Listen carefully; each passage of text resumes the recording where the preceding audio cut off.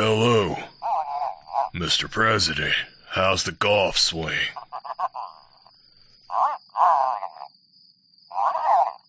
Sir, you know I'm retired.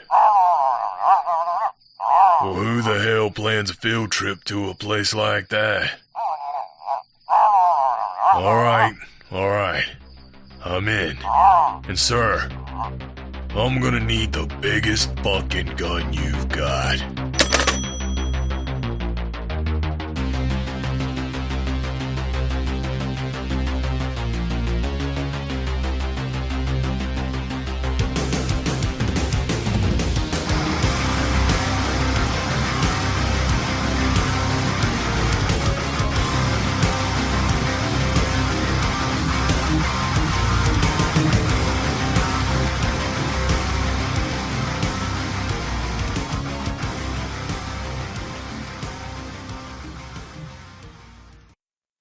What's going on, everybody, and welcome to another special guest episode of B Action.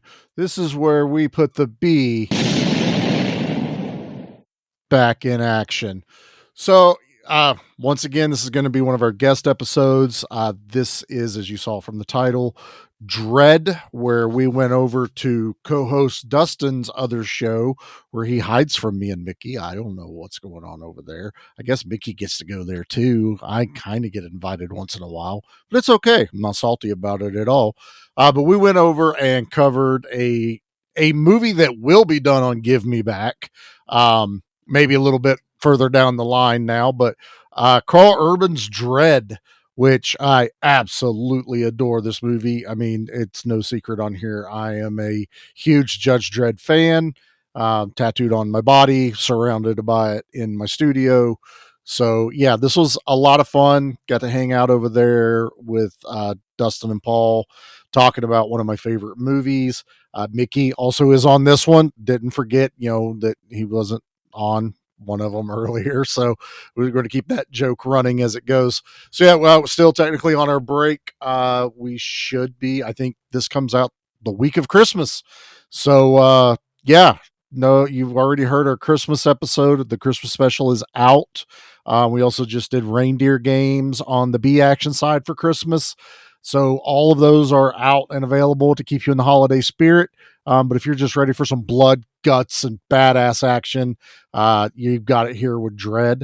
Also, please don't forget that once you listen to it here, if you'd like the sound of Dustin's show and want to go support him over there, it's Flicks and Friends Podcast on Spotify, Apple, all those fun places that you can go and download and listen to him and follow him. We also know what our New Year's episode is going to be for B Action. It will come out just before New Year's Eve.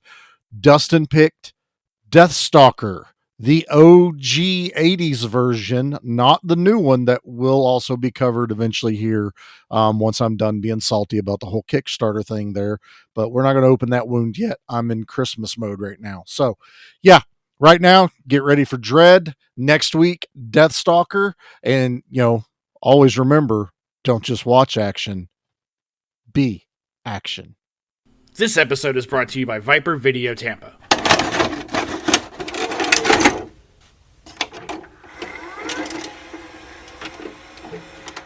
Viper Video is a buy, sell, trade vintage movie store specializing in horror and cult classic Blu-rays, DVDs, and VHS. Viper Video is located in Tampa, Florida. But don't worry, if you aren't able to swing by the store, they are available on Instagram and Facebook. They are quick to respond, and shipping is available in the U.S. Contact the store for more details.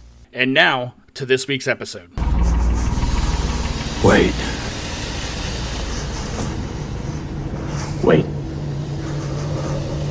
Are you kidding me? Did he just say wait? Judge Dredd. The Judge Dredd. Finally gets on the wrong end of a gun. And what he says is wait. You know what? I expected more of you. I mean, wait for what? Wait for me to change my mind? Wait for another 2 or 3 seconds of life because you're so fucking weak you just can't stand to see it end? No.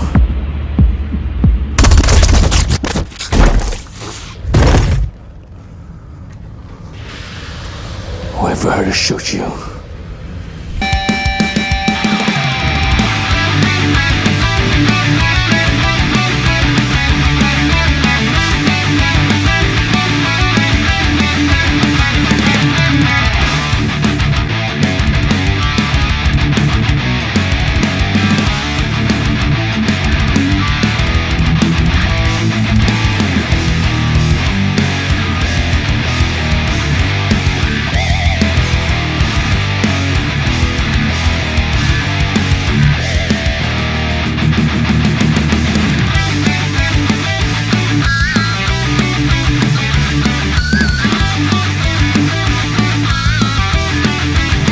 What's going on, guys? Welcome back to the Flicks and Friends podcast. I'm Judge Dustin.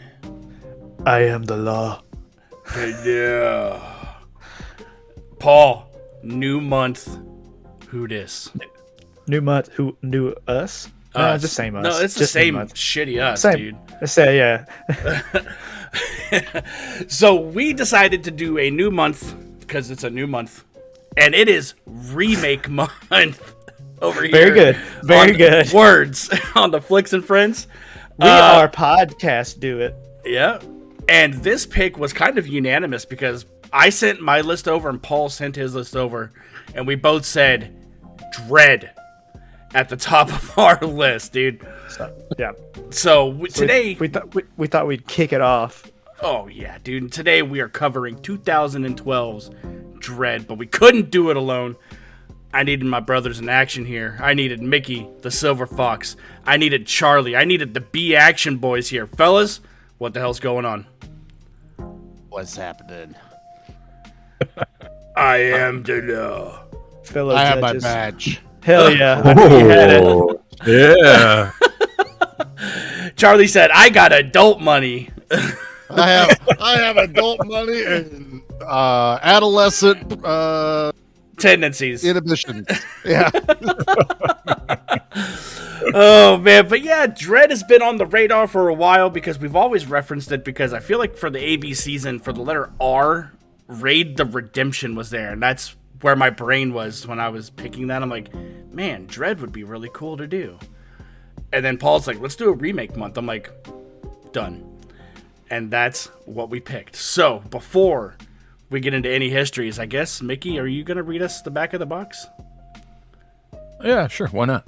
All right, I'm going to pass the mic to Mickey. All right, so Mickey, take it away. Let him talk. In case you people have forgotten, this block operates under the same rules as the rest of the city. Mama is not the law. I am the law. The America of the post-apocalyptic future is an irradiated wasteland, a vast, ultra-violent world where criminals control the mean city streets. Ultimate law enforcers like Dredd and his new partner, Anderson, are judges, the only force battling for justice. Dispatched by the Central Authority, the judges' target is Mama, a ruthless boss bent on expanding her criminal empire through cells of slow-mo, a dangerous reality-altering drug. With Dredd calling the shots, the two judges declare full-scale war on crime in this unrelenting and brutal thrill ride.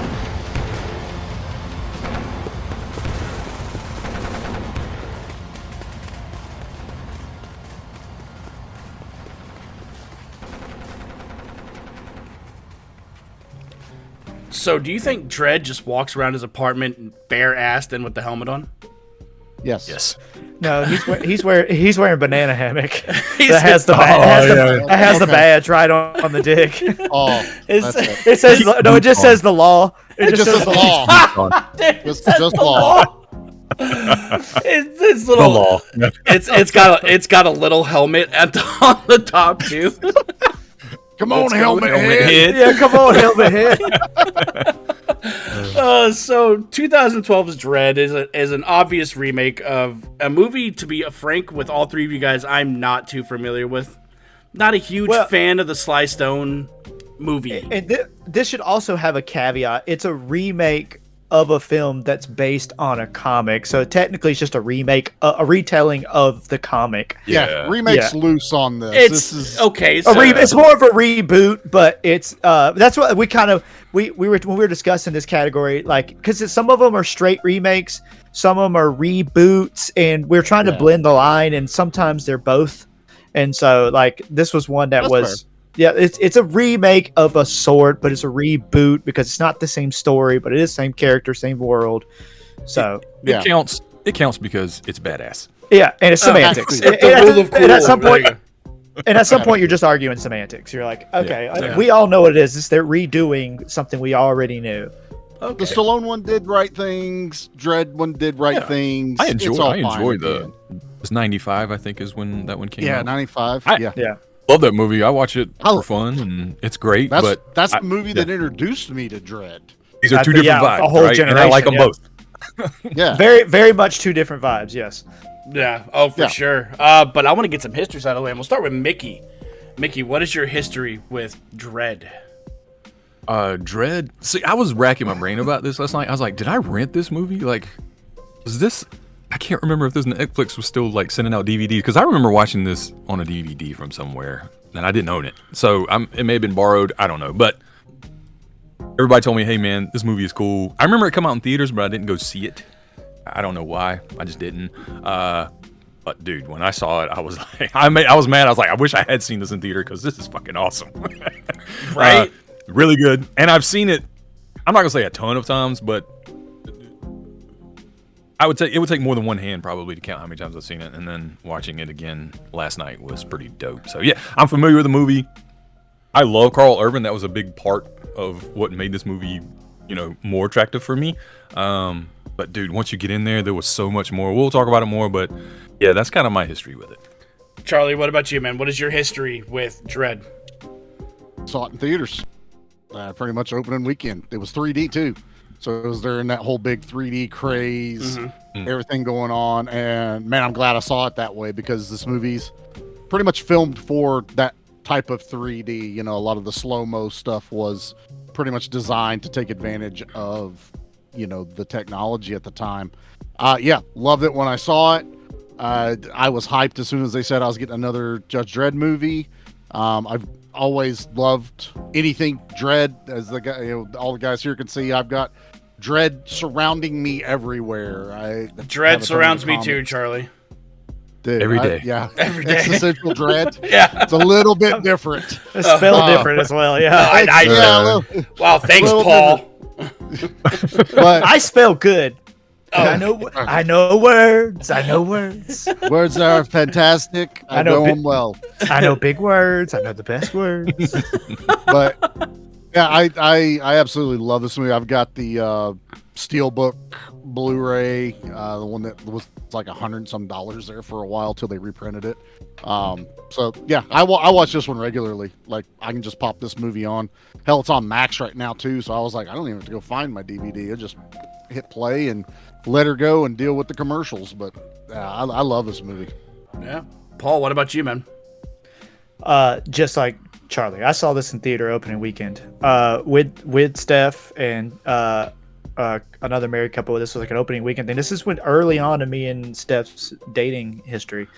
So and she hated it, but what? Still hates Yet it. you still married her. Look, it's not a girl's movie. No, it's not. I'll tell you about it in a little bit. It's not a girl's movie, and my wife has a fat ass, so it's hard to say no. So, no, but yeah. So this was a point for me. This is one that me and my buddy Joe, who went with us, and we took the 2 Ys. Of the 4 of us, Steph was the only one who didn't care for it. But yeah, I knew it was coming out. I loved the original, and I'd read handfuls of the comics. I didn't. So the lore, I know enough of the lore to where I was like, okay, this looks more visually like what I'd expect out of the comics. And I was like, okay, cool. Let me go check this out. And But yeah, like I said, like Charlie, since then I've seen this a dozen times. This is a movie that, like, every now and then I'm like, I just need a good action movie that is not going to let me down. It's not going to slow down, and I'm not going to feel the time. And if I want to watch a modern one, this is in my short list of modern ones, because there's not a ton of modern ones I revisit. Most of the time when I revisit, it's the classics. So this is on my short list of those. And the Indonesian version of this, Raid Redemption, is another one that's on that short list. So, but yeah, and I own it on Blu-ray. It's somewhere. I did not grab it. But I also have the digital copy, which is what I watched. And I realized, it's on HBO Max as well. I was like, okay, cool. But yeah, this fucking movie rules. It's a revisit. Milo has seen it, and he loved it. He's seen the original. He loved it as well, because he's a smart man. But yeah, dude, this is, like Charles said, classic. Sophisticated fella. He's a sophisticated young lad. But yeah. Yeah, so I didn't get to see this in theaters. This movie was actually pretty big when I worked at Movie Stop.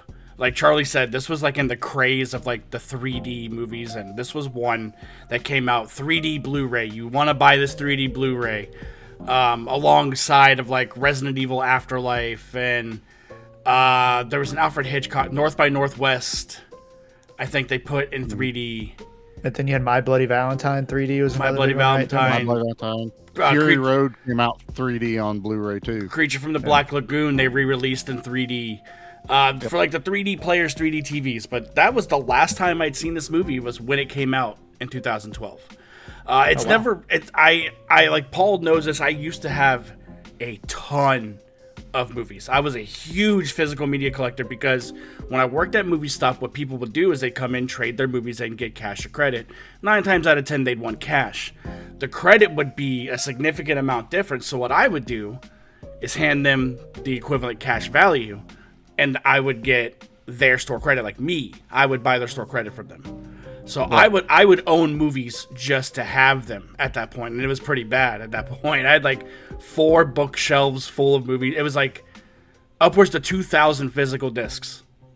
And I remember owning this movie, but it was one of those that I had it for the collection. You know, dwindled my collection way down after that, and then realized I got rid of it. I'm like, fuck. And never thought of it since, until we talked about doing this month. But this movie is now going to go into some type of rotation, because it kicks ass so much, dude. Like, I love the aesthetic. I love the color palettes that they use. I'm gonna say one location loosely, because they're in a 200 floor building, but it's one area. You know, it's a city. It's one set piece basically. Like, it's different floors, but it's one set piece. It's the building. You're in the building, and that's the movie. And I really like the added psychic to it, like the magic. I think it's really neat. You know, so she's a mutant. Yeah, but yeah, this is probably the 3rd time I've watched this movie. So. Pretty stoked to fucking get into it, man. But we were watching it last night, and like Paul said about his movie theater experience, I'm sitting there with Holly, and we're about 30 minutes in, and she goes, "Who picked this?" I'm like, "I did." And she goes, "This is boring." And as soon as she said that, you hear like tick a dent. You just see it like some shit. You hear tick a dent. And like the set's built, it's building. I'm like, do you hear that? I'm like, do you not hear it building the fuck up? It's about to get badass. But yeah, Paul, Steph's not the only one in that boat. So Holly's boring is the last word I would use. Yeah. Maybe too violent. I would be like, okay, that's what my wife. Yeah. My wife would be like, that's just too violent for me. I'm like, I get it. Oh my god, dude. But I want to talk about some favorite parts here, and I'm gonna start with Charlie, dude. I know there's a lot of gunplay, and I know that I'm asking a kid in a candy store to tell me his favorite piece, but I need you to tell me what your favorite part of this movie is. When I hit play, and then at the end I hit stop. That's my favorite You part. just play it again. I just, one more time, and just let it ride. You know,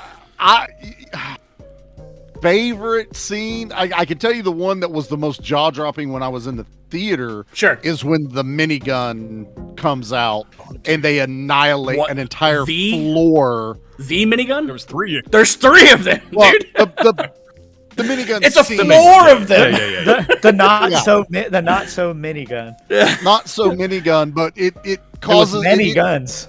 destroys an entire floor. That's what I said, Paul. Mini guns. Yeah. Y'all misheard him. Oh, sorry. Totally Hold on. that. Sorry. Yeah, but I think seeing that in the theater in that real D 3D was just holy shit. Like that was when you were like, there's no rules. There's no rules. They're gonna just destroy everything in this movie. But this is a movie that's really hard to just pick that one scene that stands out above them all, man. It just really is hard. Yeah. As hard as you were watching that minigun scene?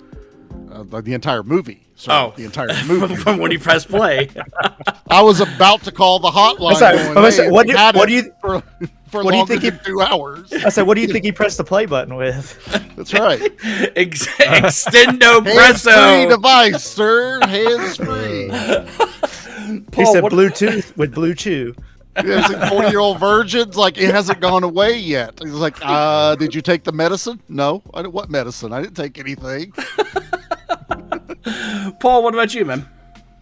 So it's easy to pick any number of the awesome action sequences in this movie. Like Charlie is saying, for this movie is what, an hour and 47? How long is a little over an hour and a half. Okay, so 90% of it is just an action scene. Mm-hmm.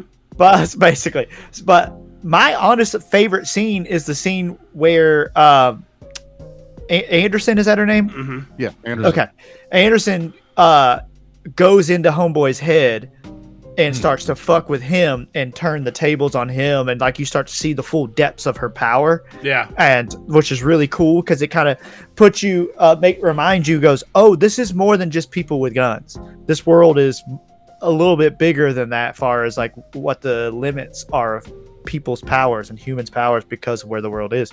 And you could finally get to see the extent of hers. Like, she's kind of teased it like with a little bit of cognizance and stuff like that and precog, but at the same time, like, this is where you get to see her Professor X level shit. You're like, and she starts fucking with him pretty hard, and it's pretty cool. Like, I like that. To me, that scene it's cool to see that kind of action and them fucking with the bad guys that way rather than just beating their ass, which is cool too. But you get to see that as well. I think that's probably one of my favorite scenes in the movie. Yeah, like she goes in his head and he's like, yeah, so I'm gonna take advantage of you. And she turns around behind him. She goes, I'm behind you. And he's got fucking Mama down there just biting on him. Oh yeah. I thought that was bad as shit, dude. I really like her character in general, dude, because we see when they first enter Mega City 1, or is it Peachtree is the name of this? The Peachtree is the name of the building, yeah.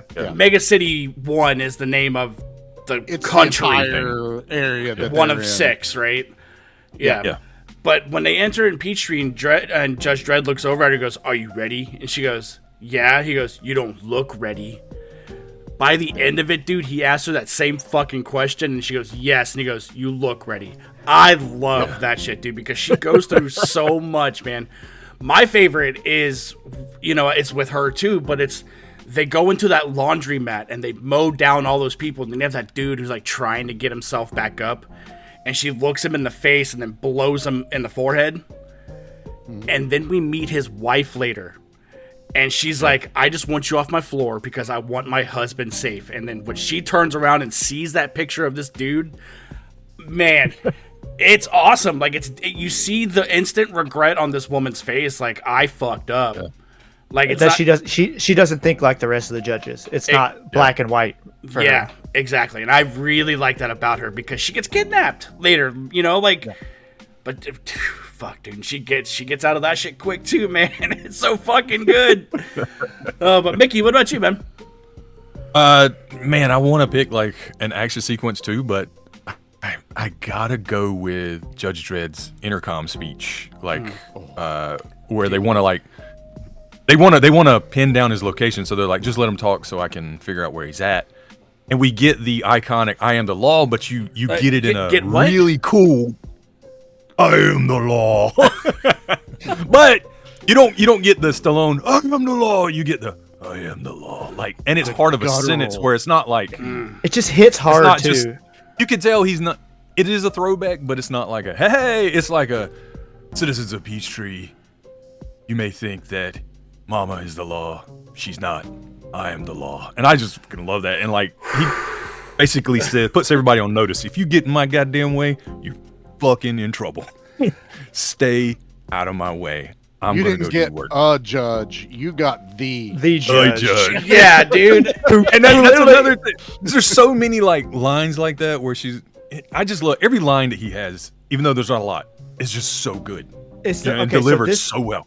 Exactly. So I want to give praise. So Alex Garland wrote the script for this. So for those listening who don't know, Alex Garland wrote and directed Ex Machina, Annihilation, Men, Civil War most recently, and he just did another one called Modern Warfare, I believe. I have not seen it.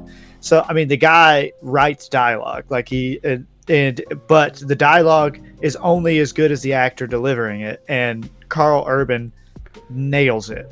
Absolutely nails the delivery of these lines. I think everybody in this movie though was all in, dude, because when you have that that brigade of judges that come in and they go up to the guy that denied Judge Dredd and Anderson the help, and he comes out and he goes, "Yes, I'll testify." Okay. Bow! And fucking get him, dude. But that back and forth between that one judge and Judge Dredd, when he gets him, he pins him against the wall and then blows his hole through each. Exactly, Mickey. He goes, "Wait," and that guy turns around and gives him the most villain speech of villains. He goes, "The Judge Dredd is telling me to fucking wait. I'm the most inhumane person. Why? Because you want." Last second, he goes, "No, for her to shoot you." Dude, no, she shoots. No, I know. First, yeah, but it's bad. That's what makes it. That's awesome also because it makes that line hit so hard. He shoots her. He goes, "For her to shoot you." And you're like, because you get that whole like, "You're pathetic. Like, I can't believe you're scared to die." And just no, I'm just fucking waiting for her. Dude, it's so buying time, bitch. I'm buying time. Dude, and Charlie, then he performs fucking field surgery on himself.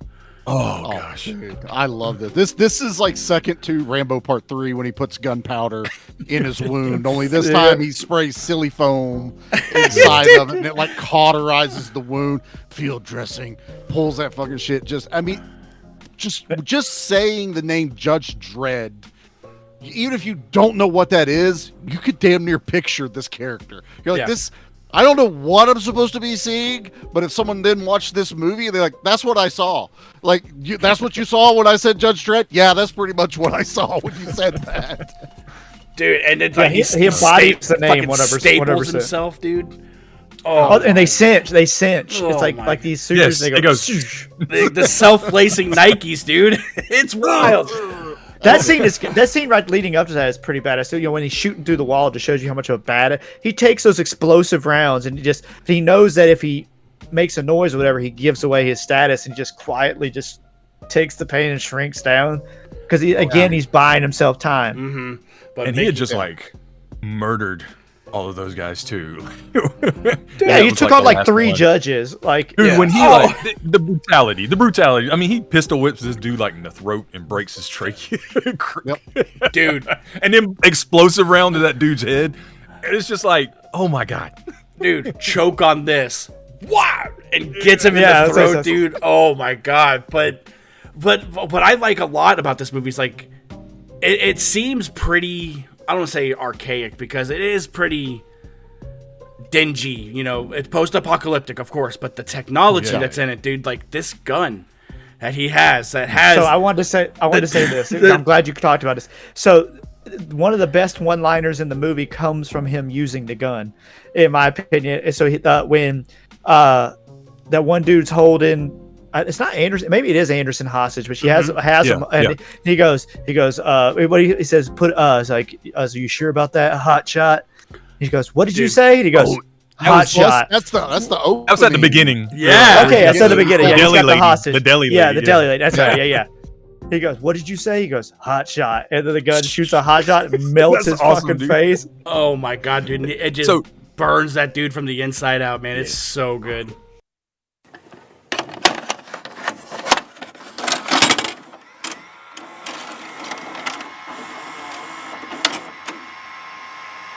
Shuttle the pod. Apply directly to the ear canal. Shuttle the pod. Apply directly to the ear canal. Shuttle the pod. Apply directly to the ear canal. Shuttle the pod. Apply directly to the ear canal. Shuttle the pod. A horror movie club. Available wherever you get your podcasts. Cartoon Dumpster Dive. I'm your host, Joel. And I'm your host, Andrew. Join us as we travel back in time to watch the garbage cartoons from your past. Will you remember them? Maybe. We painstakingly watch every episode of these cartoons to remind you that, hey, some things belong in the past. Our pain is your entertainment.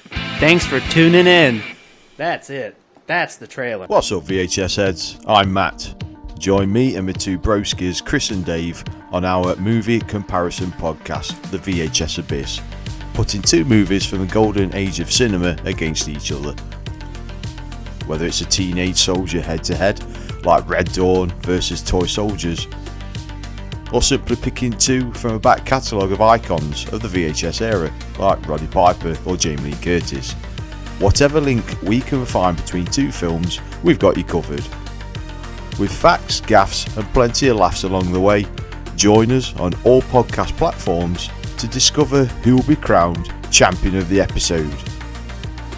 We are the VHS Abyss. Whether it's a hit or a miss, we love to reminisce.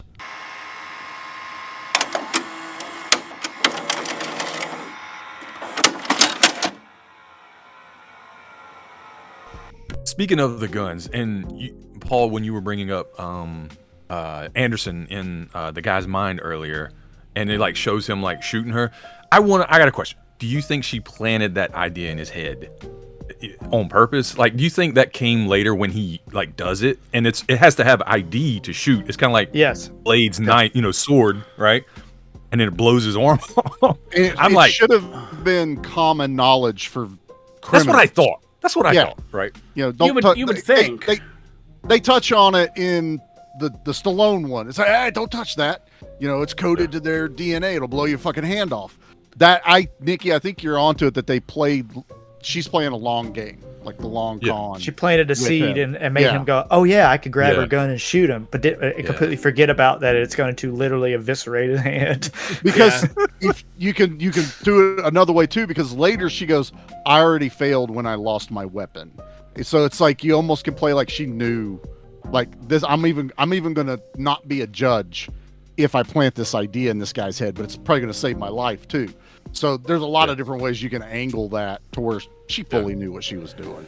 She's a rookie at being a judge, but not a rookie at being a psychic. She's smart enough. You know what I mean? Yeah, she doesn't maybe handle the violent side of it as well, but the strategy, I think she's spot on. Well, she got there because there was that one judge that ran out of the room. Was like, hey, we're here. We're your backup.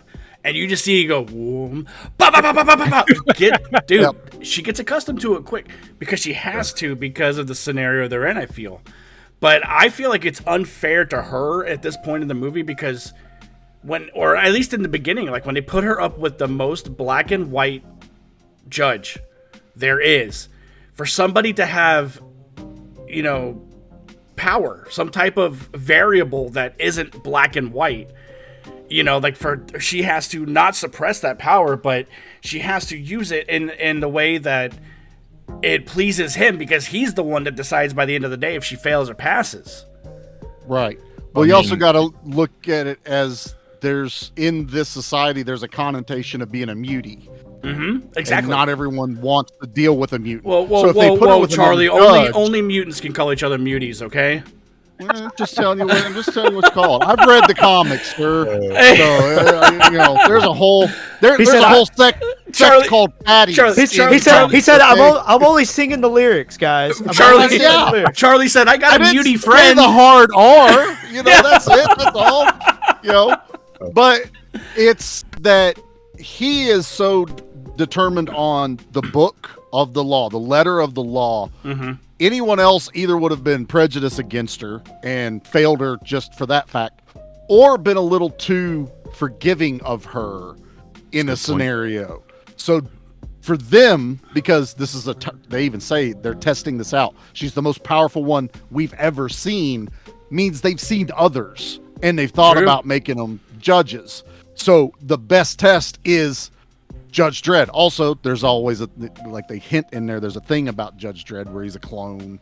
You know, they don't dig into this movie, but if you read the lores and stuff like that, there's a lot of other, like you said, this is post-apocalyptic kind of rundown, but it's very futuristic too. So there's a lot of technology and mutations and cloning and a lot of other things that are going on in this world. Yeah, and we were there was discussion for a sequel for this film, but the box office. It was just didn't get there. Thanks, Mickey. I think it had a lot to do and with Dustin. Yeah. Thanks, Mickey. Sorry. But yeah, I think it had a lot to do with the 3D part, like because I was reading. I think in the UK they only released in 3D, and people were like, we don't want to go watch it in 3D, or you know, in certain places. Yeah, and that's fair too, because it's not for somebody who wears glasses all the time. 3D is difficult. I don't watch it. Yeah, my wife always complained about it. She's like, can we watch the non 3D because it messed with her, or just uncomfortable wearing them over her glasses. Same to try and watch a movie. Yep. And you know, honestly, there's times I would do it watching them. I could take my glasses off and the movie looked fine. It was only just before the 3D shit started happening. Oh, I can put them back on again. Oh, no, it's not on. And then turn back on again. Well, it must be nice having good eyes, Charlie. Jeez. Oh, 2020, baby. Golly. But Mickey's got the voice. I got the eyesight. I mean, we're a package deal here. That's it. What do I bring to the table? Sex appeal. There it is. I'm the sex appeal. That's what it is. I'm the Ernie Hudson. Yeah. Yeah. So why do you guys think she didn't wear her helmet? Like this psychic ability. Well, she tells you. Does she? Okay, I must have missed it. Then. Great line. Yeah. So he got blind. Yeah. So he tells her ask her why she doesn't wear a helmet. She said it affects my psychic abilities. He goes. I also think a bullet to your head will affect it too. Oh, I must have fucking missed that, dude. That's a good line. You gotta go back and all right, I just got to go back and watch it. I think he even asked her that too, because if you think about it, that should have been an automatic fail. You left a piece of your equipment behind. Right. But she had a good answer, and that is the whole point. She's there with him. Correct. Is to test that psychic ability. I mean, she becomes Jean Grey level powered almost in the comics. Like, she takes on the Judge Deaths almost single-handedly in the story, and they're like the Four Horsemen of the Apocalypse type thing. Mm-hmm. So she does get way more powerful and way more involved in the stories as they go. In the early stuff, I have most of the 90s and 2000s ones. I don't know how, I haven't read them all, but I don't know how much more powerful she gets. But I will tell you guys this one thing, though, that you'll find fascinating, is while some people will be like, well, this was just so much more accurate to the comics. No, it's not. This is actually their own idea of maybe where the comics should have went. Stallone's visually is closer to the comics because of the colors and the outlandishness of how they're dressed. Because in the comics, there's a judge fish. Okay? There's a fish in a fish bowl. That's like a judge. There's a kid judge. There are so I seen that Judge Death. There's Judge Death, which is one of the Four Horsemen of the Apocalypse. Oh, okay, okay. And there's Judge Judge Pool. Yeah, Judge Pool. But there's like a alligator looking judge. I mean, it gets crazy. And then you start adding the fatties, and you add the cybernetic powered people, which you see in the Stallone one with Ming. He's straight from the comics. Okay. So yeah, there's a lot they got right. And if you want a more loosely termed realistic version of what the Dredd 2000 AD universe would probably really look like, it's this movie. But for anyone that goes, no, this was way more accurate to the comics, then you, sir, have never picked up a fucking comic of this. I never learned how to read. Right. I like the pictures. I look at pony pictures. But dude, I love like the reveal. Like when you see Dredd booting up, and it shows him in that locker room, dude, and he's like half in shadow, and then you have the helmet, you have the gold arm plate, the big eagle, like I think it's a beautiful reveal, dude. Like he just looks badass. And while we were watching it again, like I didn't tell Holly anything about it. I look at him, I say, do you know who that is? And she's looking at him and she goes, is that Billy Butcher? I'm like, yeah, that's Karl Urban. And she turns around and she goes, oi, Homelander killed me wife. On the law, boy. Oi, dickhead. What's his it's gonna bother me. Eowyn's brother. What is his name in? Oh, Rohim. Well, Rohirrim are what they are. That's what they were. What was She's Eowyn, and it's close to his same name. Yeah. But he's a badass in that too. I could have thought about it, but yeah, I like him. And he never takes the helmet off. That's Karl my Urban, favorite. Movie star. And never smiles, never cracks, nothing. Nothing. And he said he did that. Eomer. He did that off camera too, apparently. Like he was just like straight the whole time. I think you would have to, yeah. But you had to stay in that role because it's a lot to come up and come down to that role. Yeah. Well, it's I would imagine that. I'd almost wear the helmet the whole time too. I'd be walking around my bathrobe, with my helmet on the whole time. I'm over at the craft services making a sandwich. Got my helmet on. They shoot the last scene, they hit cut, and he just walks off and leaves. They're like, Carl, you need to leave that here. Yeah. Nope, it's mine now. I have sweated in this thing. It's mine. Listen, I'll totally be the Mandalorian on that. I'm not taking my helmet. Are you leaving with the helmet? And he goes, yeah. Yeah. He goes, Carl, you got to bring that back. This is the law. And he goes, no, I'm the law. I'm the law. I am the law. What's your favorite Karl Urban role? Ooh, now that's like not picking. I mean, if you want to pick Dredd, that's fine. But I have one that isn't Dredd. To me, it's two. It's this. If I'm being honest, since I know it's recency biases, but it's this, and it's Eomer. Eomer is his name in Lord of the Rings. He's a badass. Okay. Yeah, he's the leader of the Rohirrim. I guess recency bias too, but it's definitely Billy Butcher from The Boys. Like I just love it. I love that show, and I love his character so much. Oi, fucking dickhead. Yeah. Oi, dickhead. Oi, dickhead. Beat on toast. I could be that guy and be like, oh no, I liked him when he was in Xena Warrior Princess. He was really turned that show around. But honestly, I liked him as Reaper in Doom. I really like. I love him in that too. It's just so good, especially when they do the video game version, that POV running through there, because it's the video game, but I still picture that it's Karl Urban running around there blowing the shit out of everybody. I like him in that one. That movie's been on the list almost this many times. I love Doom. I don't understand the hate. Yeah. Don't understand the hate. It's fine. I don't hate it. I saw it in theater. I saw it in theater. So did I. Yeah. It's fine for what it is. It's very of its time. But mine's going to appease Nate a lot. And my favorite Karl Urban, appease. It's gonna please him. Okay.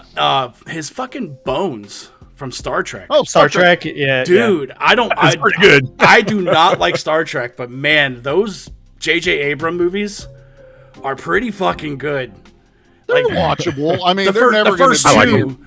I don't like Star Trek though. Like I don't like Star Trek, but I think I don't like Star Trek either. The first two are pretty fucking good, man. And that makes sense. Most people that like the new ones don't like original Star Trek. People that like original Star Trek don't like the new one. So let me say this: I don't like any of it. So it's just not for me. I understand the appeal. My dad was a massive Star Trek fan, massive Star Trek fan. Yeah. So and I have some deep appreciation for it. I know what it means to the landscape of sci-fi. It's just it's never appealed to me for some reason. I can't figure out why. I've tried. Obviously, I've seen all of it. I've seen everything from the original to all the way up to Deep Space Nine, Voyager, all that. So I've seen. My dad watched all of that. And then I've seen all three of the new movies. Third one is doo-doo. That third one is bad. The third one's not great. I like the first two. The second one is the best one of the three, in my opinion. Yeah. It's got Benedict Cumberbatch. It's not bad that they didn't need to do Khan. I just prefer to watch the first one. Just leave it at that, because didn't mind it. I'm an OG fan. I like. You're gonna give me Khan. I want Ricardo Montalban. That's my Khan. Hashtag Cumberbatch, not mine. However those hashtags work. I don't own him, but I do want to give an honorable mention. Okay. Honorable mention to Uncaged.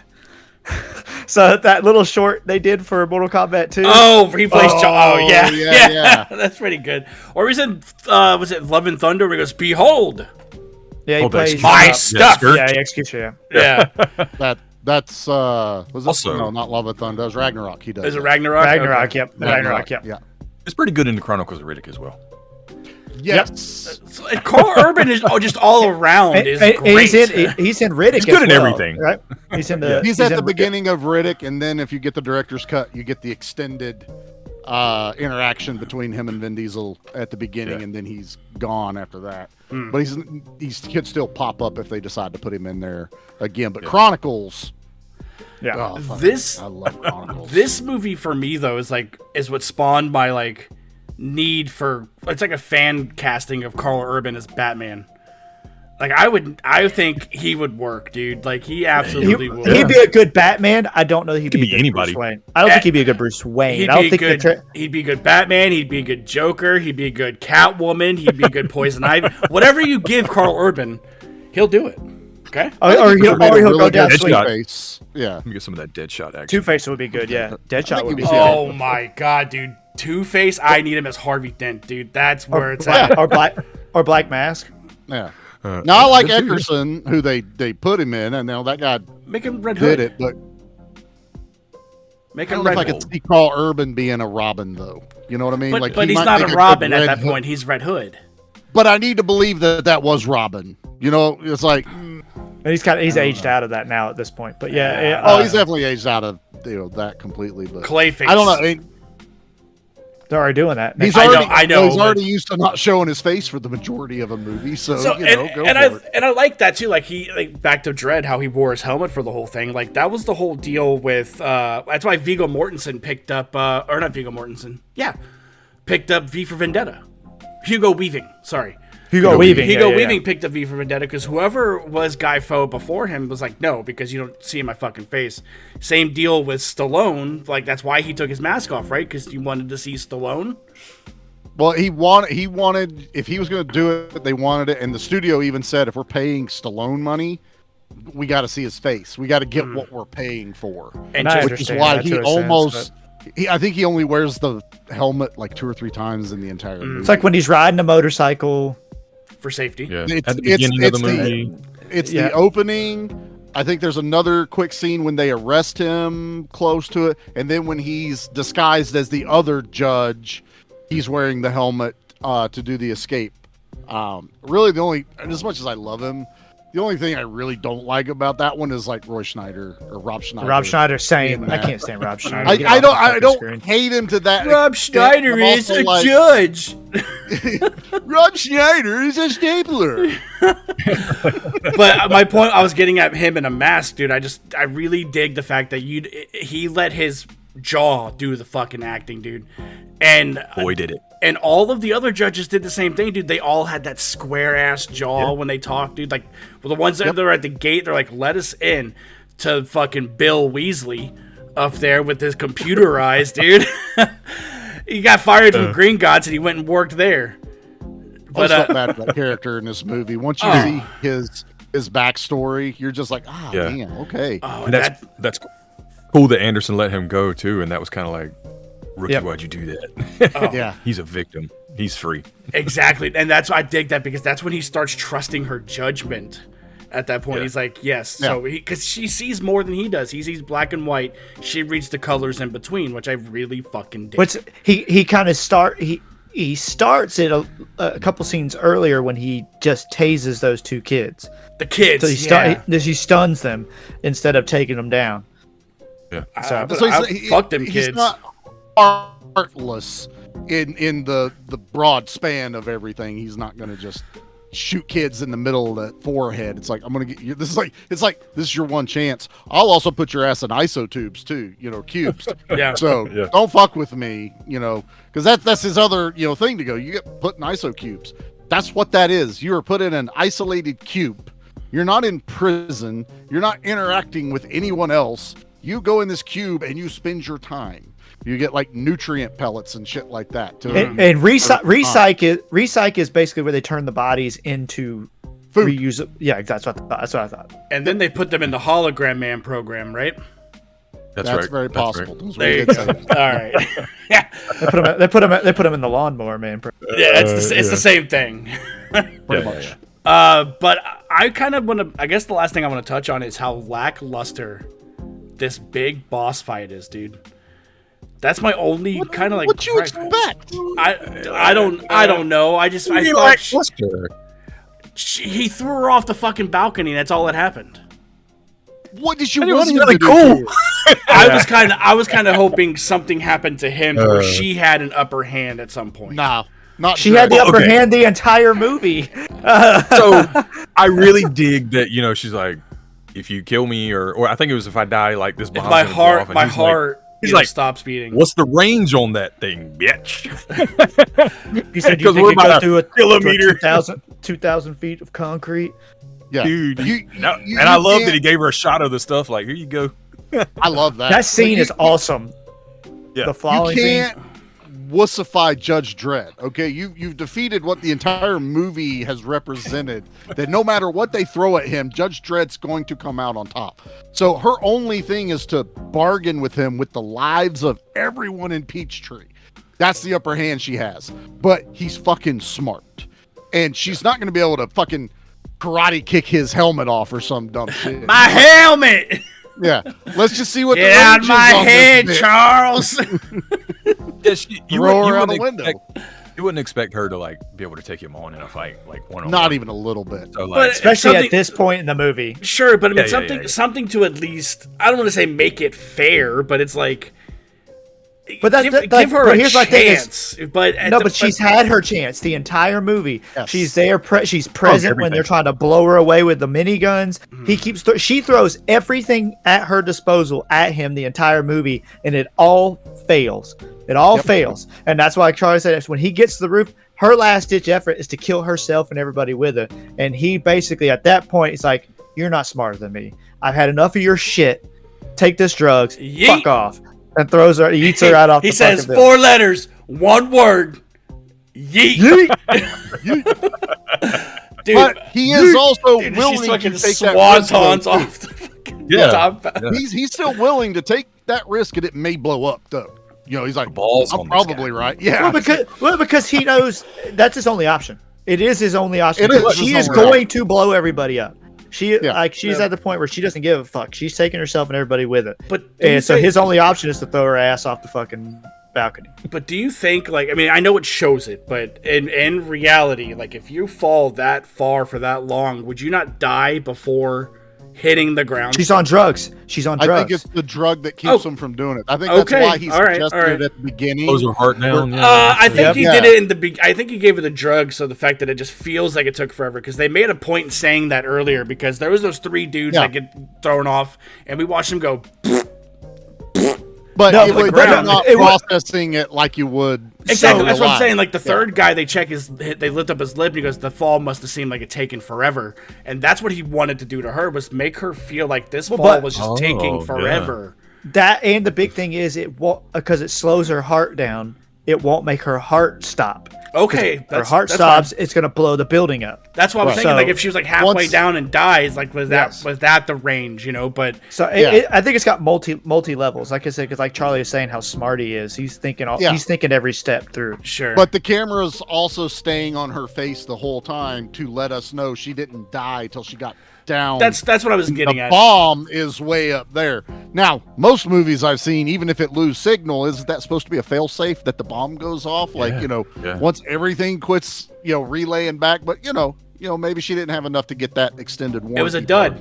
On, Yeah. 2.0. like my PlayStation. Yeah. They're making stuff in Yeah. the ghetto, man. Like it's Exactly. But Mickey, what does he do when she hits the ground? you just like He says, "Yeah." He goes, He literally says, "Yeah." He looks down and goes, "Yeah," and then walks away. Fucking big Dixter, dude. It's so good. Dustin's like, I wish he'd have pissed on her. That would have been awesome. That's He what should've should have whipped happened. His dick out. That's Whipped out his little judge and peed on her from way up there Charlie, you're telling me you wouldn't piss off a 200 floor building? in a heartbeat. Okay. In a heartbeat. All right. So it's not just me. Okay. No. Somebody be down there going sprinkler system and thinks it's run a leak or some shit. What the frickin' heck? Why is it warm? Yeah. Why does it Smells say like asparagus? So I feel like, unless Charlie, do you got anything you want to say? Anything else you want to talk about before we get out of here? Everything that we would be here for several hours if we just started talking about Judge Dredd. I literally have it tattooed on my body, sir. So, all right. So, Paul, we are in a rare situation where we are going to close things out the B action way. Okay. Ooh. We'll walk you through it. It's easy. All right. We don't have the drops, but the first one is going to be, what is your favorite kill of the movie? And we'll start with Paul. Like, if you have one favorite kill of this movie, what is it? I've already said it. It's the hot shot. Okay. Yeah. It's just the visual, the cleverness of the line. That's my favorite kill in the movie. All right, Mickey, what about you, man? Oh man. Charlie, I'm saving you for last. It's like a kid in the candy store. It's like, I want that one, I want that one, I want that one, I want that one, right? You know what I'm saying? I think though, I'm gonna go with oh geez. Put me on the spot. You know what? It's kind of a multi-kill thing, but okay. I really like that scene where they found his location and they're taking out the where he set it up where it looks like he's in that phone booth or whatever it is. And those guys are like, it's not him. And then he just goes, white phosphorus. And shoots that thing. And it like lights all their asses up on fire. That is a badass scene, just seeing those like fire multi-shots go everywhere and light those dudes up. That was really cool. Yeah. So I'll go next. Mine, we talked about too, is when that dude gets his throat punched in. Because I feel like that is the one that is, other than getting thrown off that building, the most the longest and excruciating death, because you're not dead until you choke to death, dude. Yeah. But it's so good because like the fight between them and he goes, oh yeah, I choke on that, and he fucking pops in his Adam's apple, dude. It's so sick. It's so sick. Charlie, did we give you enough time to think about this? I'm sitting there running through it. And I'm running through, man, the homeless guy that gets crushed by the door that falls down. I told you to leave. Awesome. Come on, get up. You're coming with me. He's gone.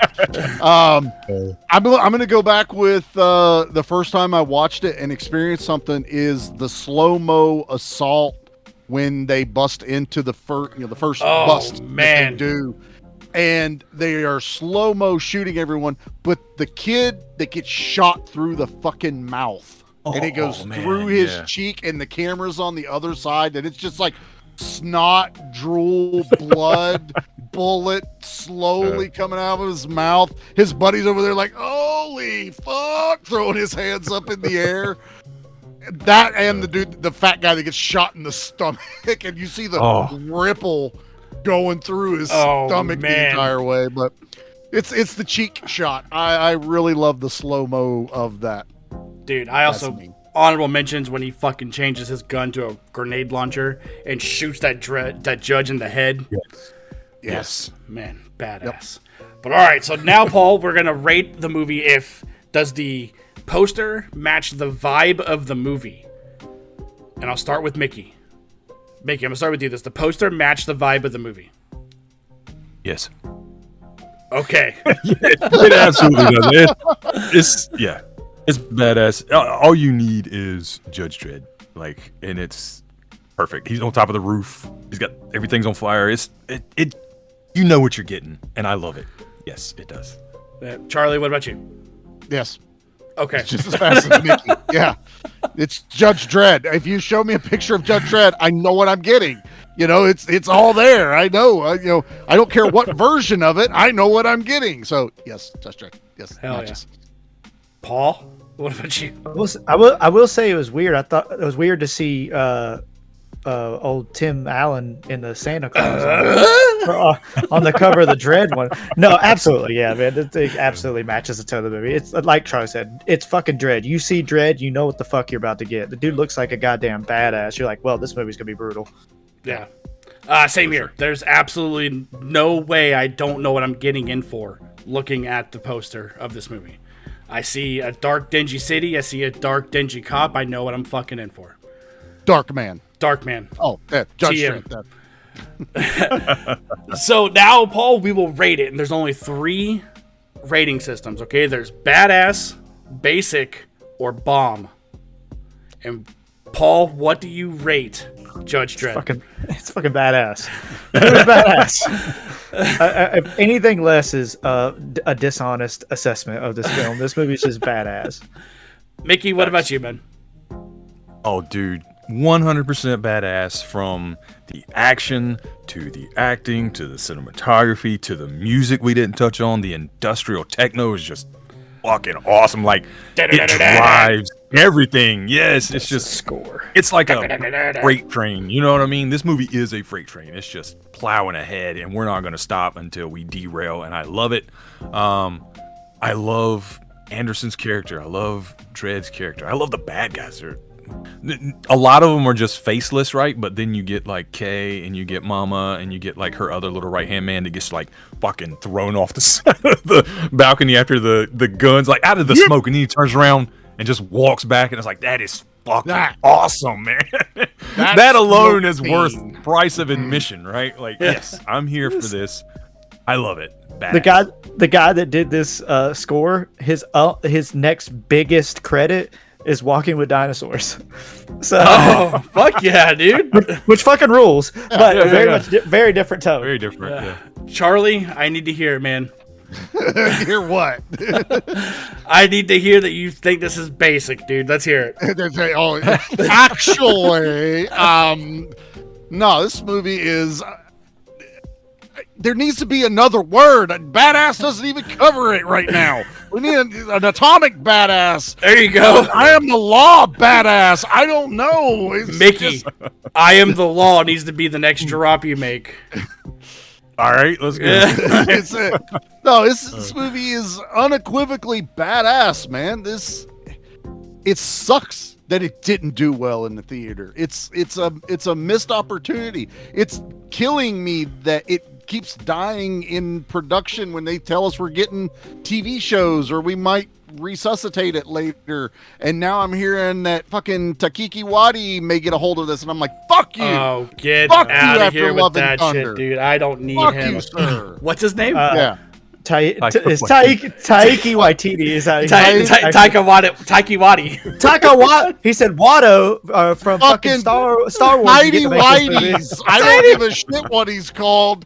Just I'm gonna make a Dredd movie. I don't want to see that fucking name associated with my Judge Dredd. So badass. He said, Urban, say the line. I am the law. Well, he'll dub himself into it. Tidy Whitey would end up being Judge Dredd. Tidy Whitey. He's like, hey guys, I am the law. I am the law, guys. Hey. Dustin, what are you rating this? There's no way this movie isn't badass, dude. Like all of you guys have said, like from the cinematography to the music to the look of Dredd, the one locationed area, the story is fucking phenomenal. I really dig Anderson's character a lot, watching the growth of her throughout the movie to where the point where he's like, yes, she passes. It's sort of like one of the closing scenes is she's a fucking judge. She got the fucking name badge like Charlie does, you know? Cool.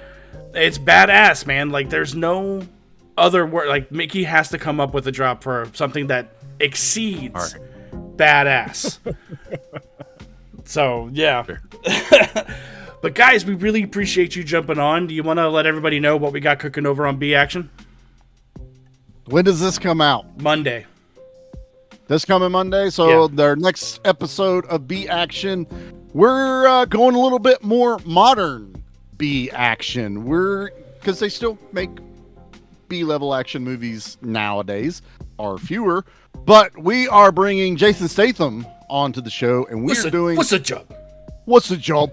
We're doing Homefront. Him and James Franco. I absolutely love this movie, and I can't wait to hear what Mickey and Dustin have to say about it and see if they agree with my assessment that this is a modern B action movie. So that's what we got coming out first.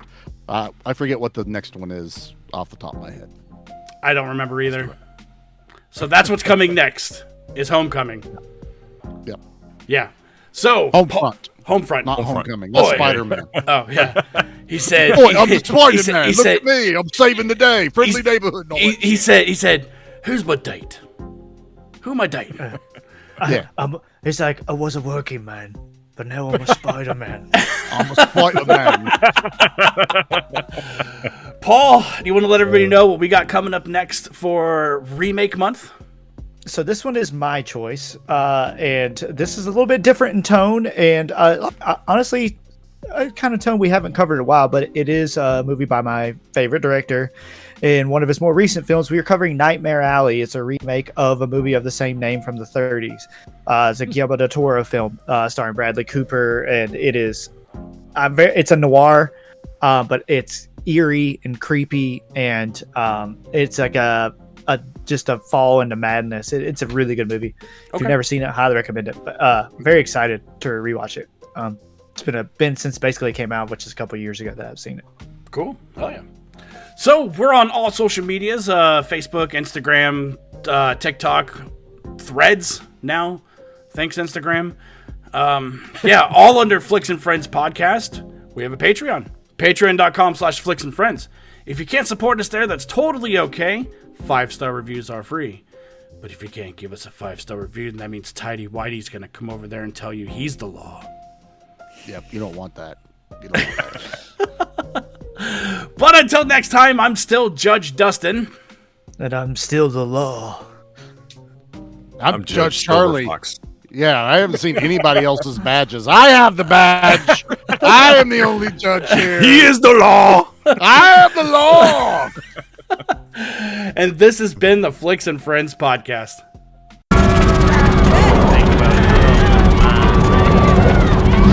Okay, rookie, what do you know about peach trees? Sir, Peach Trees houses 75,000 registered citizens. It has the highest crime rate in Sector 13, unemployment rate at 96%, and more than half the residential levels here are classed as slums. Rookie. Judgment.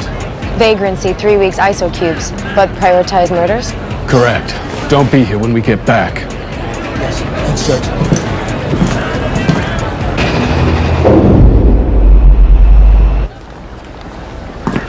Warned you.